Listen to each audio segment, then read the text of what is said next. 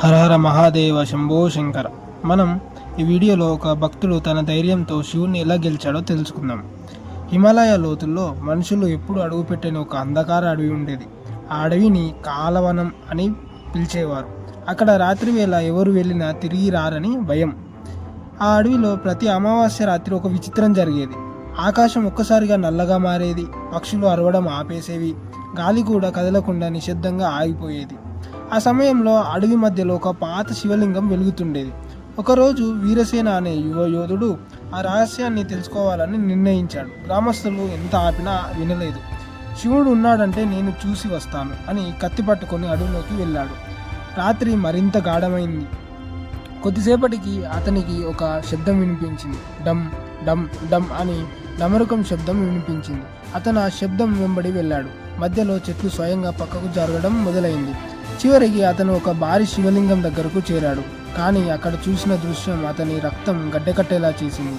శివలింగం చుట్టూ వేలాది నాగులు వలయంగా కూర్చొని ఉన్నాయి. మధ్యలో ఒక అఘోరి ధ్యానం చేస్తున్నాడు. ఆ అఘోరి కళ్ళు తెరిచాడు.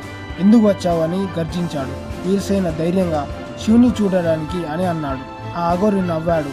శివుడిని చూడాలంటే భయం చనిపోవాలి అంతేనా అని ఆ యోధుడు అన్నాడు.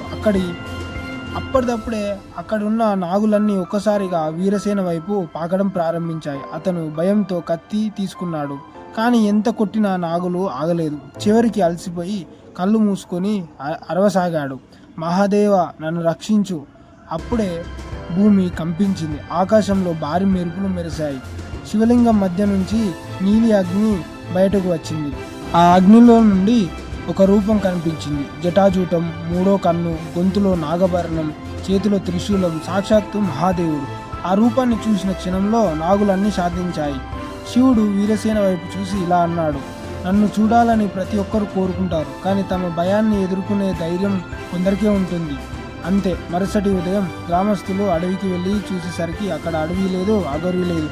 కేవలం ఒక పాత శివలింగం మాత్రమే ఉంది. కానీ ఆ శివలింగం మీద 3 కొత్త గీతలు కనిపించాయి, త్రిశూల గుర్తులు. మనకి ఈ కథలో సారాంశం ఏంటంటే, శివుడు చెప్పిన విధంగా తమ భయాన్ని ఎదుర్కొనే ధైర్యం కొందరికే ఉంటుంది.